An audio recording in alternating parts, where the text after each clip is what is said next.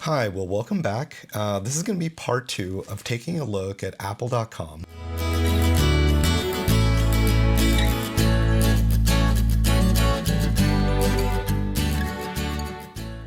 In the previous episode, we were looking at the UX navigation, and we kind of came through a methodology of doing something very quick and ad hoc without having to do extensive user research.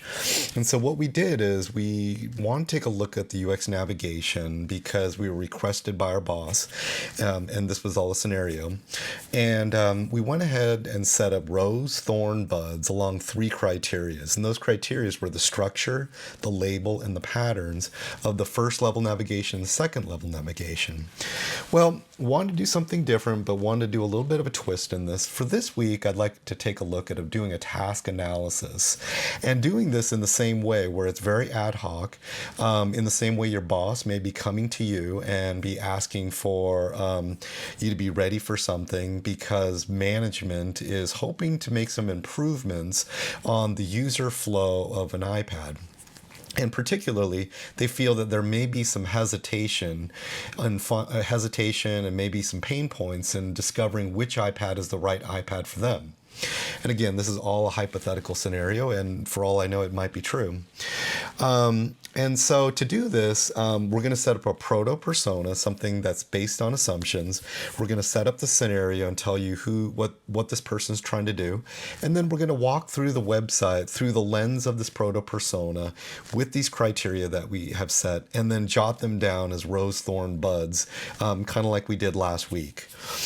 And so for this week, I set up a Proto Persona, and it took me only 15 minutes yesterday. And I'm not trying to say that all personas should be done this way, but I also feel that you shouldn't be ashamed at all to go ahead and do a Proto Persona, a sketch, as long as you feel that person is realistic, it generates some empathy, and it'd be something that the business would be interested in making happy. As long as you have those three criteria, then I think you're better off doing this than just kind of looking in with your own opinions and looking at the website through the lens of your own judgment. So Percy, he's I gave him in quotations, he's the professional pursuer. He's 29 years old. He doesn't want to stay in retail forever, so he started taking classes on Udemy. He's quite pressed for time, and he's also pressed for cash. He's done 3 years out of college. He's acquired some debt. He's currently working 25 hours on a reduced schedule, and that's so that he can do about 30 hours in Udemy and Udacity courses. Christian will spend late nights working on projects. He's not ashamed to work hard, and he really wants to get an iPad so that he can work on digital art and do some drawing. He's got some talent there, and he's also hoping to get the best possible iPad for a constrained budget. He does have some debt, like I said.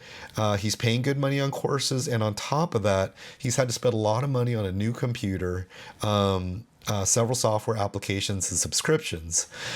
So all of these have been kind of a big ouch.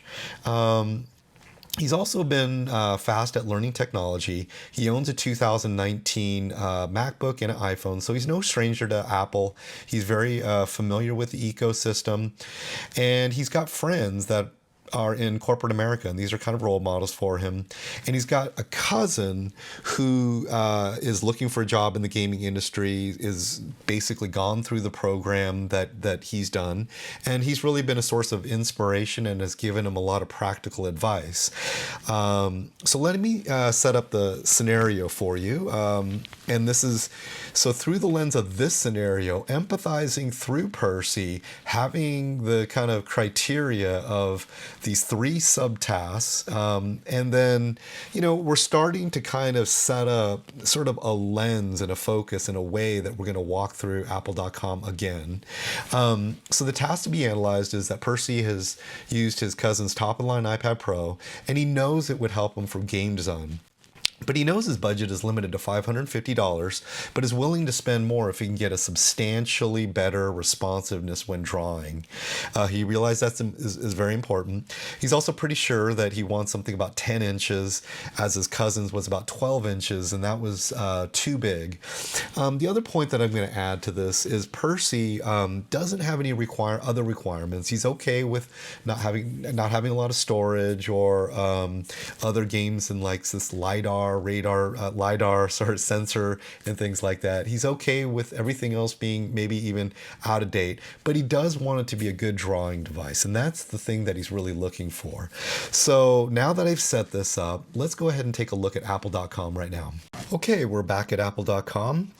And we're kind of remembering that we are Percy here and trying to basically walk in his shoes and see what he's seeing, thinking what he's thinking, feeling what he's feeling. So right off the bat, Percy sees iPad right there. And that's definitely a rose right there. He's able to find that.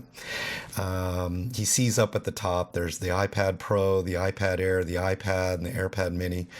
So seems that the new models are basically down to 4 different kinds of choices, and so I would say that's kind of a rose, and he sees that there's something new, and so that's something that's of interest. There's the iPad is new and the iPad Mini is new.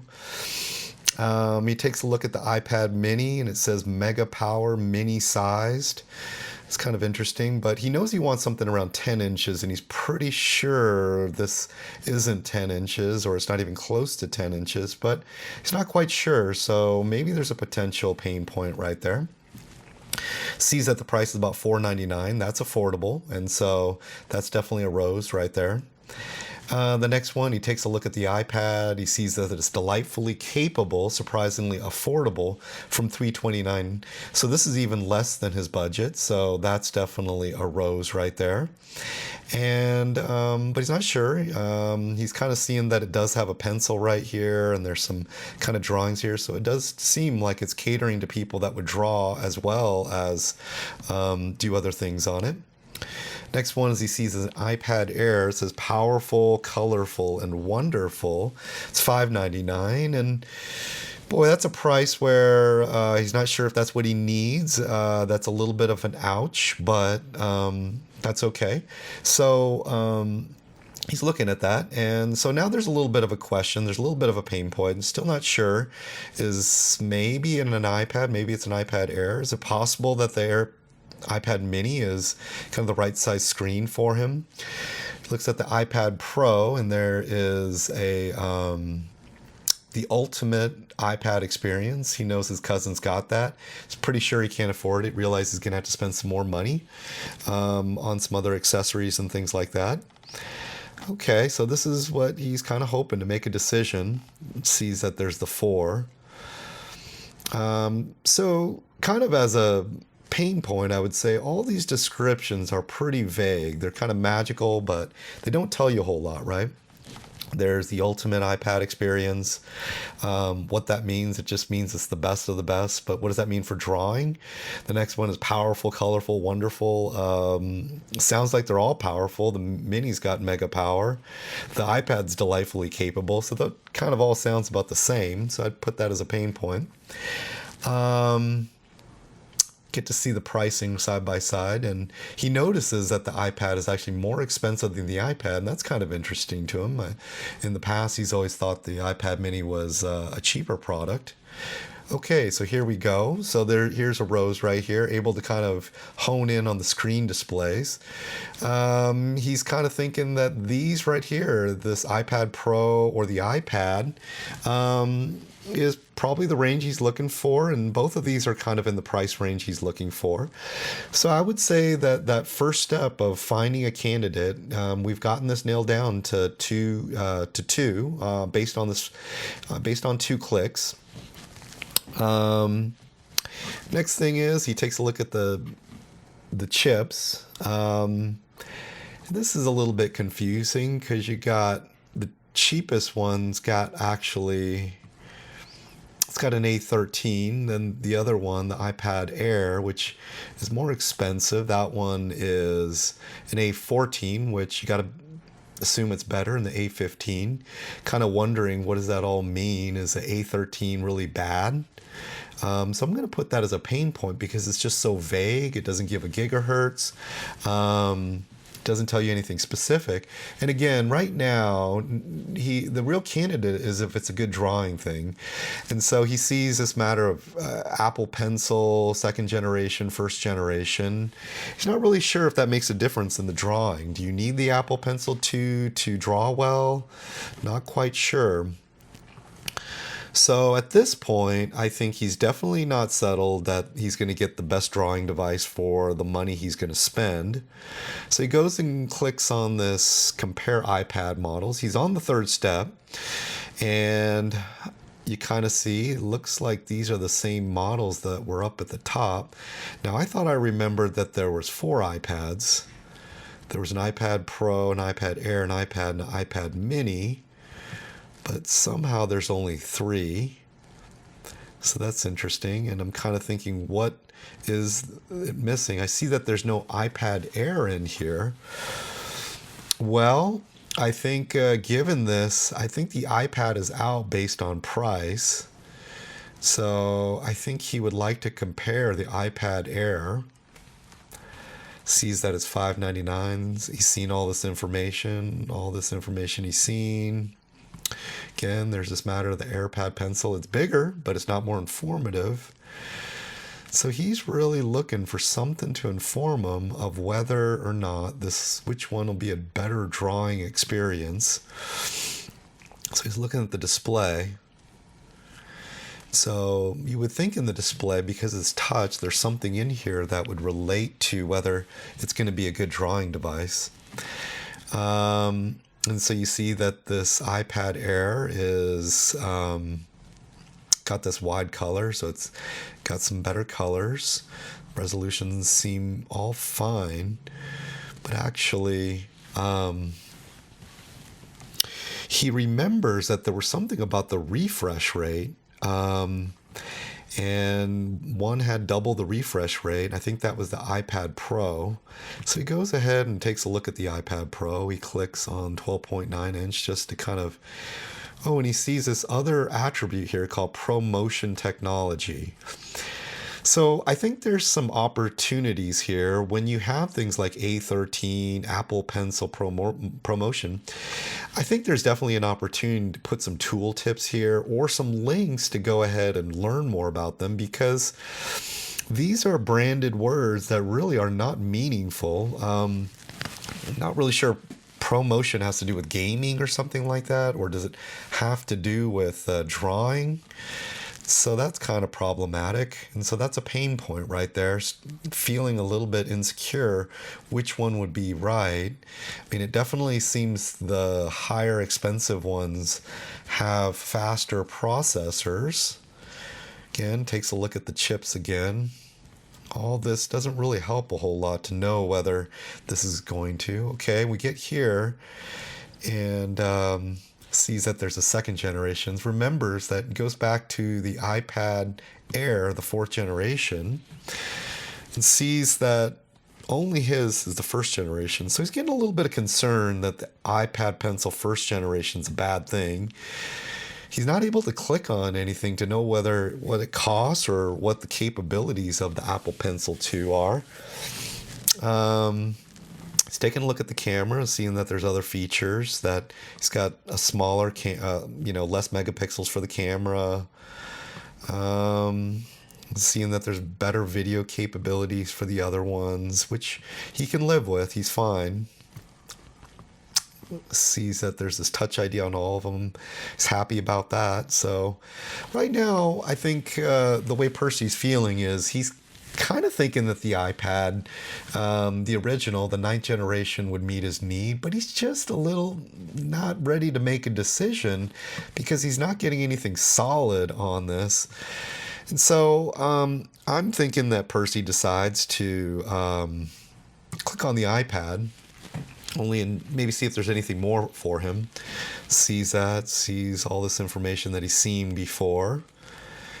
Is hoping to kind of see some languaging around specifically drawing, or could he see some video on how fast it is? They're saying it's kind of faster now, and it's got this. So this is of interest. Says it effortlessly powers advanced apps like Adobe Fresco and Procreate. Now that he knows he wants to use Procreate, and that's something very interesting to him. But he's left a little bit wondering, does that just mean it runs the program well, or does that mean it effortlessly draws well?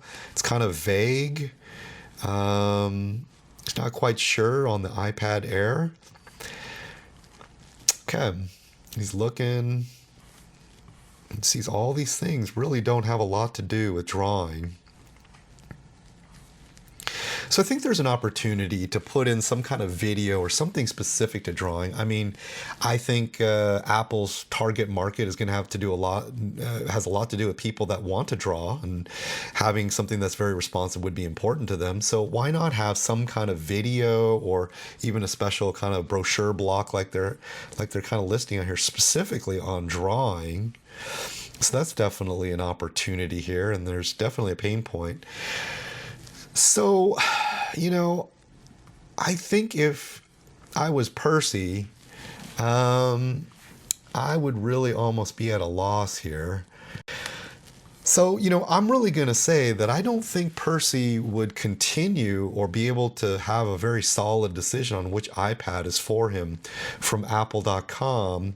And I think Percy would either go to Google or go to YouTube to maybe find a video on some kind of personal experiences. Maybe there'd be a YouTube that would show, somebody drawing and how much lag there is and kind of demonstrating that.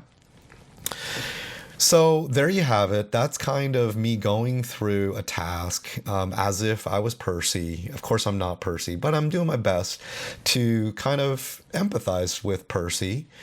And I'm going to go ahead and put all these notes down on things that were roses and thorns and buds along the way.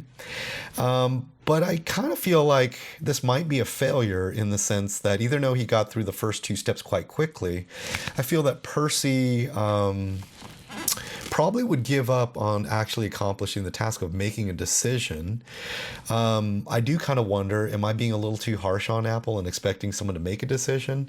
Is it expected that people would use YouTube or some other kind of sources to really get that touchy-feely experience and something I do want to consider is Apple does have stores, and you're able to go physically to a store, and depending on where you live, a lot of times those stores are quite close to you, so that's definitely a plus. So anyways, that's what I have. But, today we're here to evaluate Apple.com. We gave it this task. Whether this task was too easy or too hard, that's for the business to decide, which probably none of us are. So anyways, there you have it. That's just kind of an example of running through a task analysis in an ad hoc, quick way. So I hope this kind of gave you just a little bit of, to break down a little bit of the intimidation on how you can capture a little bit of insight, get started, get some empathy, begin to generate some pros and cons and opportunities of something that you're looking at, and particularly down a user-centered path without actually even interviewing anyone. So there you have it. That's what I'm going to leave you off with. Thanks for sticking around. If you like this video, please like it. If you do like this channel, please subscribe to it. I thank you for sticking around.